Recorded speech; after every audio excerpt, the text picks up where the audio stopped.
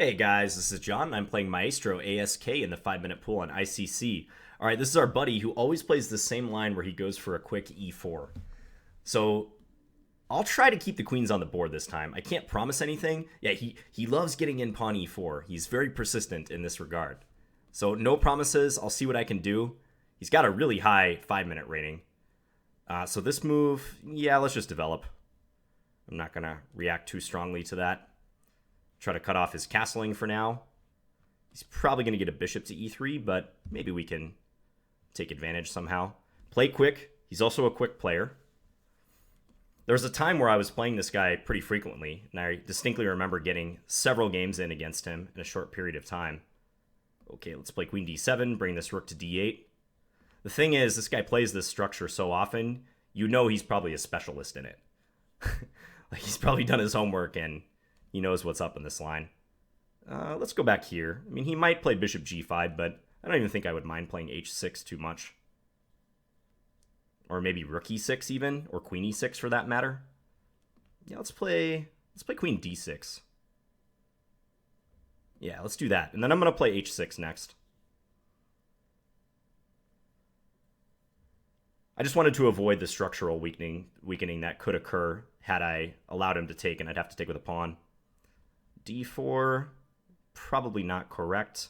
Let's just play b6, cover this square. There's pawn tension on d5 and e4. I'm not going to resolve that yet because I don't see a clear reason to do so. Now he wants to try to mob me with h4.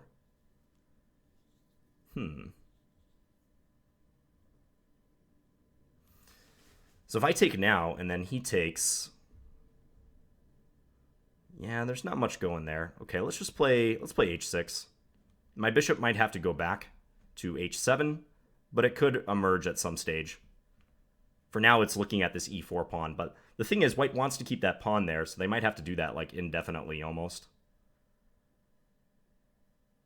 I wonder if I could do this and then play queen b4. If that would at all be good. He's trying to maneuver his knight to g3. Okay, let's do this. Just try to set up the capture on e4. Hopefully he misses this, but he does not. If I take, maybe take g4. Take, queen takes. It's an interesting sacrifice. I'm going to get some pawns for it. Is it necessary? Probably not. So let's see if there's any other moves. I could take and then play queen c4.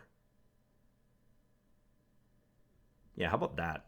That looks like a saner way to play this position. He's got to take with his d-pawn. So now I'm threatening knight b4. And his pawn is pinned. Also, maybe knight d5. Knight d5 is a threat too, because this bishop is lurking on the same diagonal as his queen. It's a nice one. Maybe this, yeah. Bishop f1. No, I can take. I can take if he does that. This is a timely move, I think. I wonder if he can take on h6, and if I take back, then play bishop f1. Because my queen is lacking squares. I guess I could play... he's just going to retreat. Okay, but now I get this in. Just making sure there's not something better. I want to get my bishop to c5 too, but this must be right.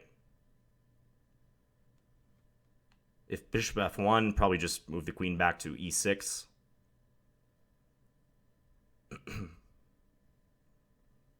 Knight d3 does not look correct. Thing is, he's going to get his knight up to g3 now. But maybe that's not a big deal.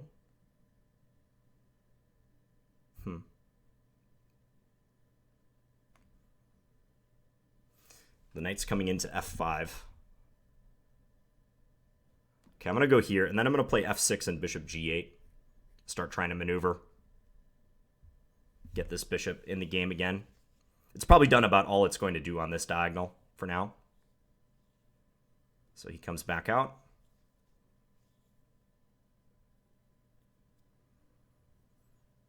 I have mixed feelings about playing f6, though. I'm not sure. I mean, there might have been a reason to keep this open, maybe getting the queen to h4 eventually, but I got to make quicker decisions, so... Okay, let's do that. This bishop is glued here because of knight h3. Okay, so now I could take with the rook. But he can take here. Then I take back, though. If I take, bishop takes, check.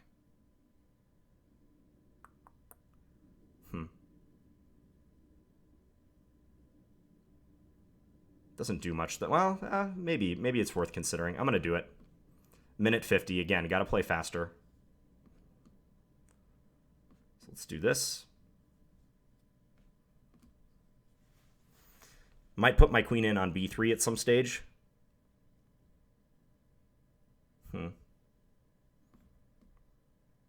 Attack that bishop. Force it back. Yeah, let's do this now. Look to trade. I'll have an attack on a4. He also can't go to d1 so easily. He can maneuver his knight, though. Knight f1. Slightly annoying. Okay, let's come here. Bishop c2? Nah. Let's do this. If bishop c4, I have rook takes d2. That's nice. So he can't play that. Okay, let's get a little closer with our king. Again, got to play a bit quicker. He's shoring up his position. Probably rook d1 soon. Okay. Let's go here. See if we get a swap.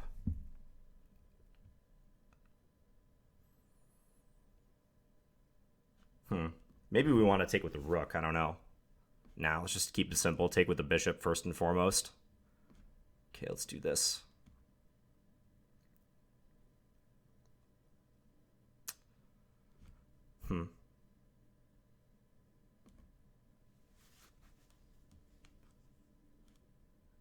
I'm not sure. Kind of just looks like a draw.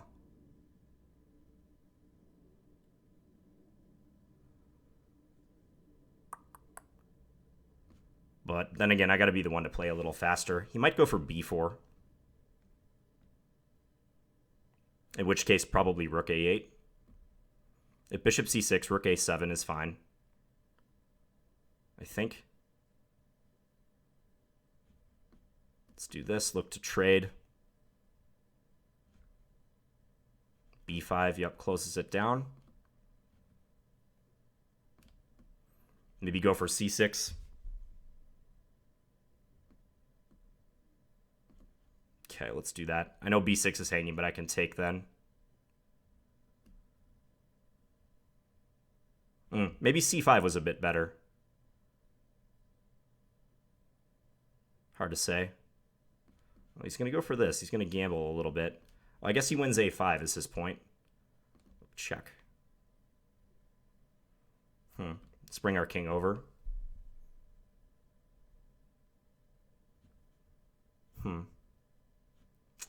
Yeah, that's annoying. I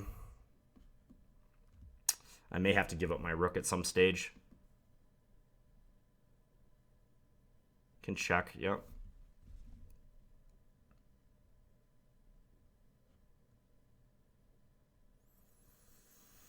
Okay,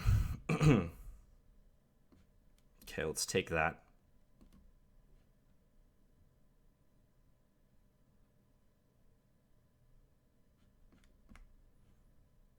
He can just push his pawn. I have rook b4 check, though, at least. Maybe I can't stop the pawn, though. Yeah. Okay, I resign. Not happy with the way I played that game in the second half. I had a good position, but time was catching up to me. I couldn't quite break down his position. It was very passive what he did, and I mean, I feel like right around here after knight f4, I'm doing excellently, but I couldn't find a way through. I've ran into this before against this guy. Like, he plays like so stodgy.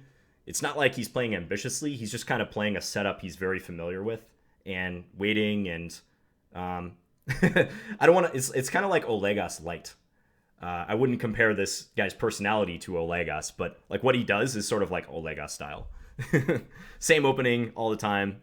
Just knows it really well, and he'll just sit there, maneuver, and use the clock to his advantage, which is a pretty good strategy in Blitz, to be honest. So Okay, so let's go back and look. I think, yeah, this moment when I get the knight into f4 is one I'm going to look at with the engine.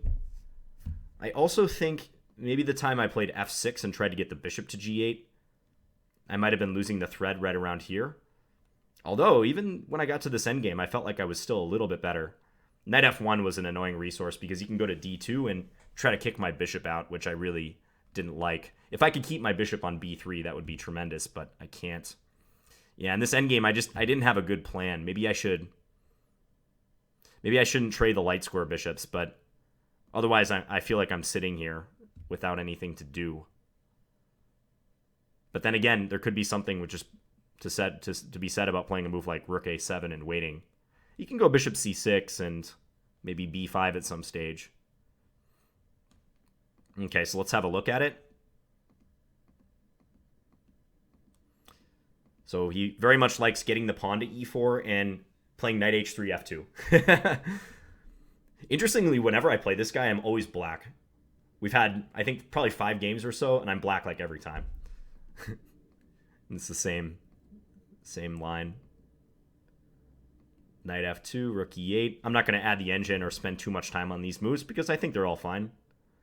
Maybe here I should play some prophylactic move like h6, just to rule out a future bishop g5. And as we saw in the game, h6 was helpful because it does allow my bishop to come back here eventually.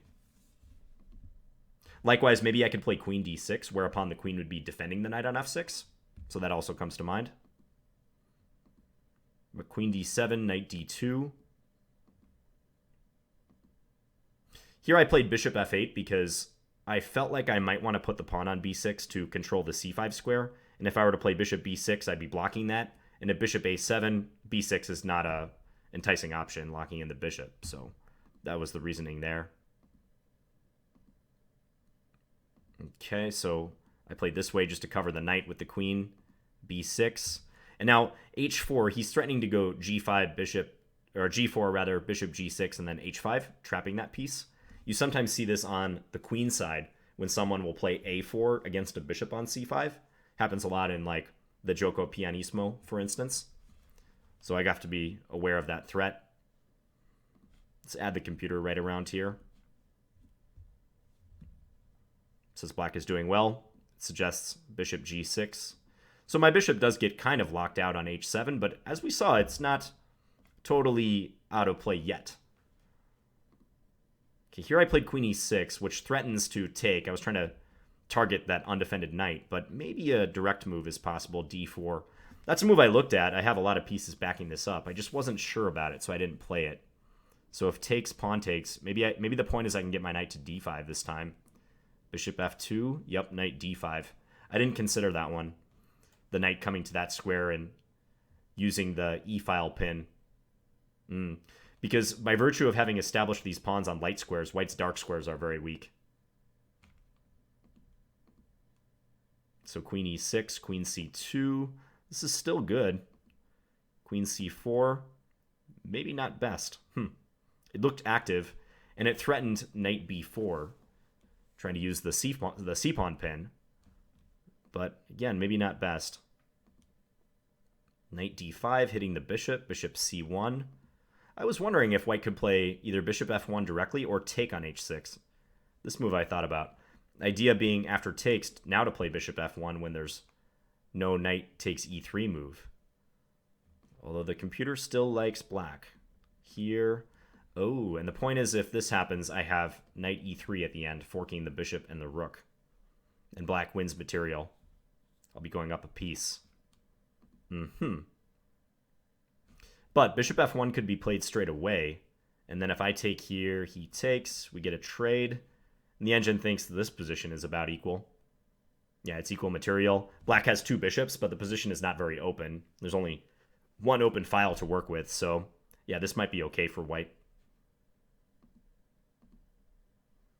So bishop c1, knight f4. I was liking my game, but white was just holding on here. Knight g3.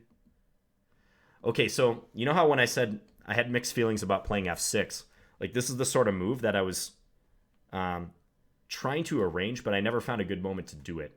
I was wondering if I could use the h4 square. Yeah, and also now queen f6. So the engine wants to go here and try to come in and bother white on the king side. Yeah, probably should have done that. By playing king h8, I embark on this plan of going f6 and bishop g8. I'm trying to rearrange my forces and make this bishop better by sending it to a different diagonal. But that might have been a little slow. Here I can still do it after bishop e3. But I played f6 and now the chance is gone. And probably I don't have much after this. This move was flashy, but it didn't win anything. It was just a trade. And black is not doing poor by any means. It's just about an equal position.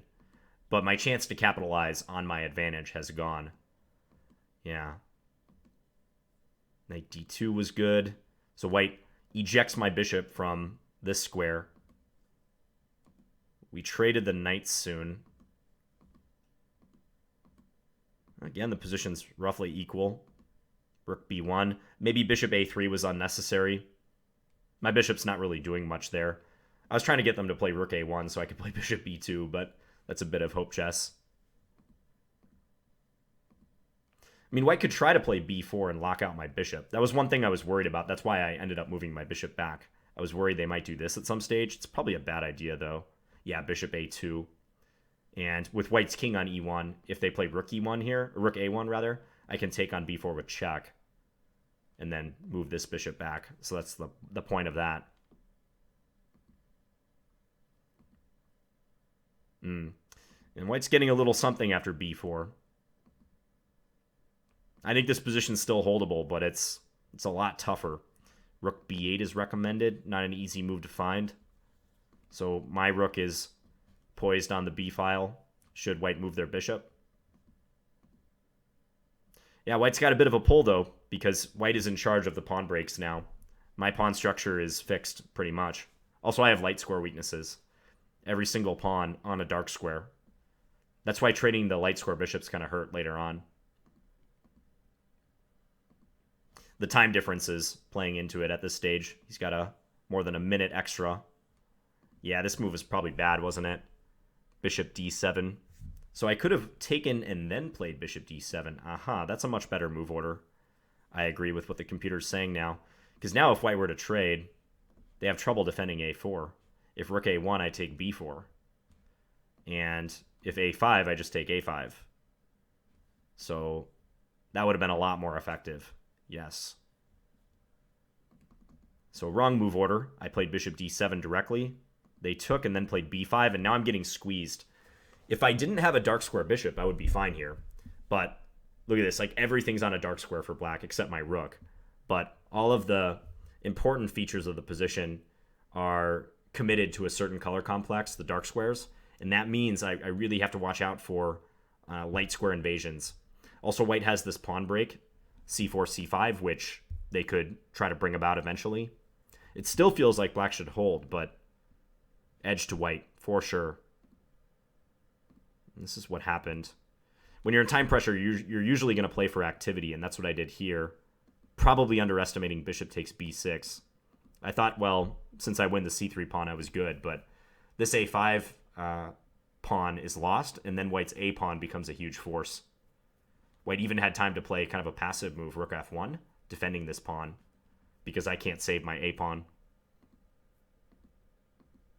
And let's just see here if I had any resources. I think it's losing at this stage. White's up a pawn, and it's a very nice one to be up to.